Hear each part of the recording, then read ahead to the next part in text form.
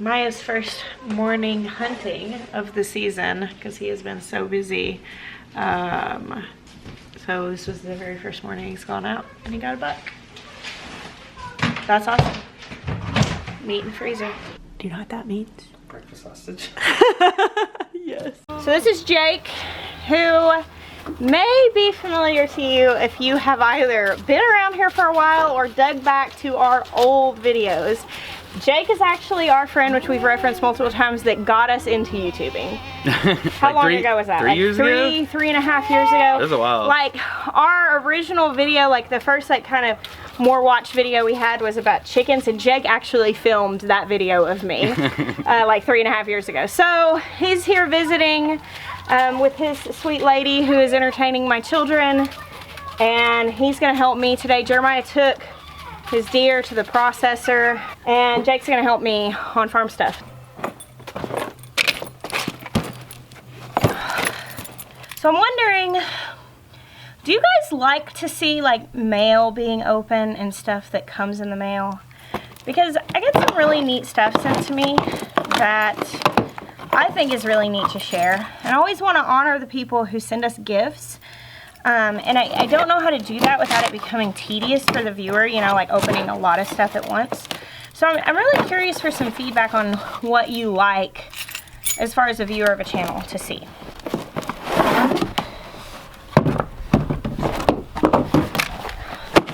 Got some new boots. Pretty pumped about this. Boggs is actually giving me 2 pairs of boots to give away on my Instagram. So if you don't already follow me over there, go check that out because I'll have that giveaway up here pretty soon. Sometimes when Jessica shoots her own videos, she doesn't show you some of the funny stuff. So we're gonna take a little peek. What kind of socks are you wearing there? Captain America socks that I stole from Jeremiah. Alright, I'll put you back to your regularly scheduled video. I'm ready to do some chores.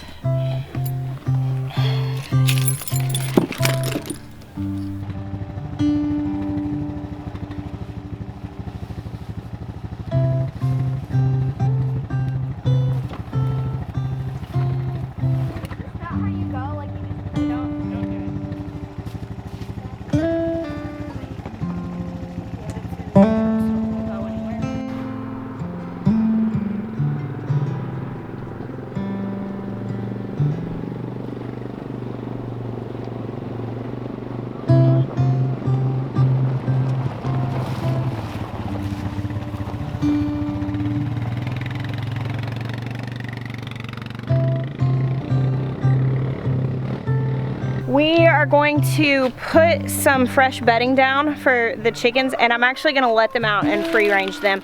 We only have 15 chickens in this coop, so we've actually been keeping them cooped up. I haven't clipped their feathers yet, but there's not much in the garden that I'm not worried about at this point, and so I'm going to let them out in this yard. It may or may not contain them. What are y'all doing? On the floor wheel. Yeah! Just sitting. I've got all the feed here. I've got the goat's feed in these 2 buckets. And here I've got chickens and ducks. And here is the feeder pig as well as the mangalitas. And new bedding for the coop. Alright, let's let these chickens out for the first time.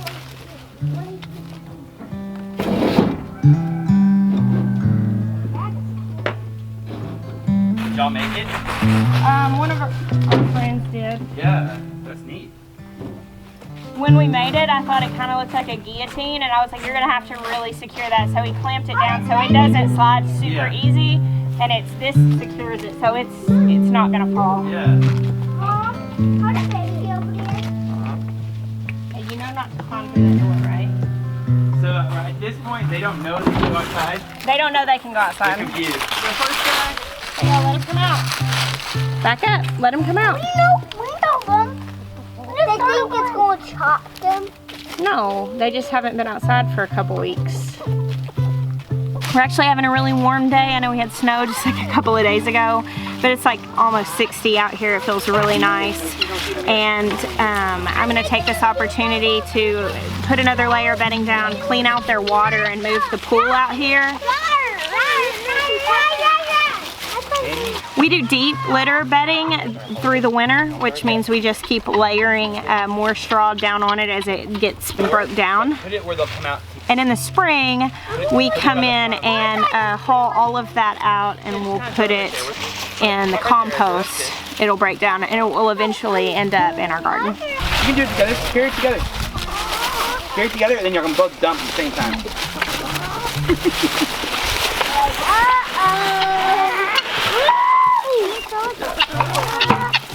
Now they'll all come out, and we can put their new bedding down. I'm scared. Look, I do this, and they peck it. Won't it hurt? I'm a horny one. They won't hurt if they peck on their hand. That's Cinderella. Amanda. Okay. When to take some food over here? You already named that one. Yeah. We have approximately 7 million quail eggs in the incubator right now, 190, which is a lot. And when they hatch, we're gonna grow them out for a while. We'll probably dispatch a lot of the males and end up giving some of the hens away because we don't need that many. But I was glad to get a lot so that there was some room for error, just because I've never hatched quail eggs before. But that's going to be where a lot of our eggs come from through the winter. We are also going to be getting about 10 commercial laying hens. The like brown, Isa Browns, Comets, they're called all different kinds of things. But from VW Family Farms, actually, their kids have raised 4-H hens, and they're going to sell us 10 of those. Chickens don't lay in the winter. Even here where we have warmer days, it's about the sunlight. And they need a certain amount of sunlight every day in order to trigger their biology, tell them to lay. Some people will put a light in their coop to trick the hens into believing that there's more sunlight than there is. And in doing that, you can force lay through the winter. We don't do that. We never have. I've considered it, but I do typically like to do things the more natural way, and I think that if their bodies automatically give them a break, that's because they probably need that. Food! He actually ate food out of my hand, Mom! That was so cool! Cinderella likes this food, so Yeah. I'm feeding her. Cool. Jake, look! All of them eat them. All of them eat it, that's right. That's cool, huh, Toby? Yeah. This is a really hurt. Hey, I'm giving Cinderella a bowl. A bowl. Oh, you made a bowl out of a leaf, huh? Yeah. Bear walked out here and the chicken said, nope. Yeah, they need new bedding. It's a mess out here. Of course, I can't blame them. They have been cooped up in this coop for the last few weeks, so. All right, let's go get a fresh layer of straw and lay it down in here so that when the cold weather comes back here in 2 days, they'll be nice and toasty.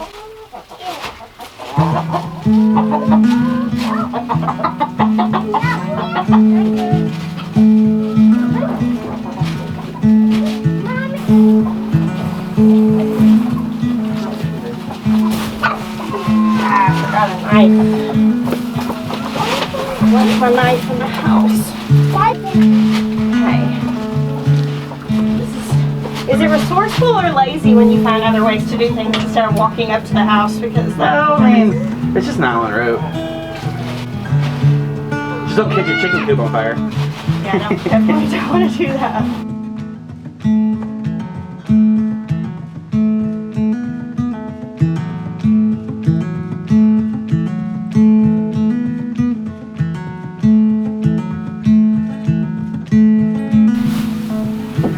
It. Fresh bedding. These chickens can get out of this yard if they figure it out. There are a couple of places where they could go underneath the fence. We've tried to block them, but I'm sure there are places that they'll be able to find. All right, free range chickens.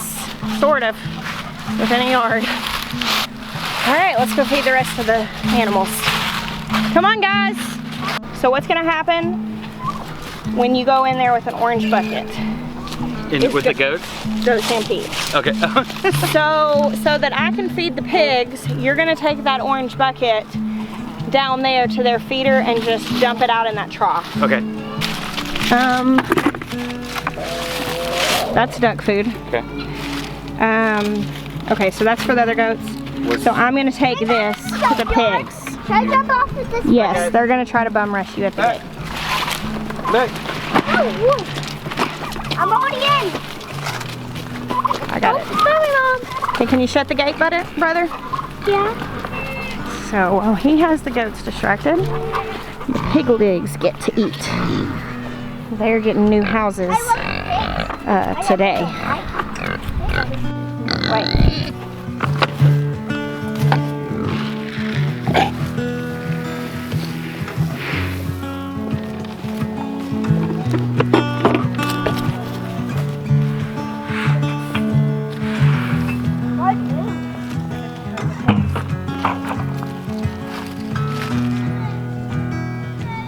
The processor that we use to process our deer is at capacity. They're like 10 minutes from our house. And they make the wonderful breakfast sausage that Jeremiah is so fond of. And they have another branch like almost an hour away from here. So he was just gonna drop the deer off. He wasn't even gonna field dress it, which he's never done that before. We always field dress them and do all of that ourselves. We're so busy today that he was just gonna drop it off. He went hunting this morning kind of on a whim, even though we were so busy. But to drive it all the way over there, he's going ahead and field dressing it, putting it in an ice chest to get it over there. So the day's a little derailed by that, but it's cool. We're still gonna get a lot done. So there's Jeremiah working on his deer while Ben kind of hides in the trees watching. These goats, like lean on them hard to get them away from me. This is why I hate feeding the goats. Like this, Jeremiah does the feeding, and one of the reasons is because like literally I can't tell you how many times I've been just like stampeded by goats. Hey, go on, go. Hey, I'm not talking about doggies right now. Go on. Go. Let's talk about eating meat and raising meat to eat or hunting. This is kind of one of those things that if people are choosing to be ugly about it, they're probably going to be ugly about it no matter what I have to say. But for those of you who do watch this to understand why we do what we do and how we do what we do, I will kind of tell you my stance on getting into raising our own meat. Hey, Toby! My goats knocked my camera over because they don't know how to handle it when the show is not all about them. About to eat a goat. Stop it. Go on. I would never eat her. She's my favorite goat in the whole world. What I'm not okay with essentially is teaching my kids that it's okay to eat meat as long as you don't have to take responsibility for it. My goal is for us to only consume meat that has been raised ethically or that has been, you know, wild hunted, because I feel like that's the right way to handle it. I feel like it's healthier, exponentially healthier for your body. So when people come at me with the accusation about, you know, essentially eating meat being a cruel thing to do,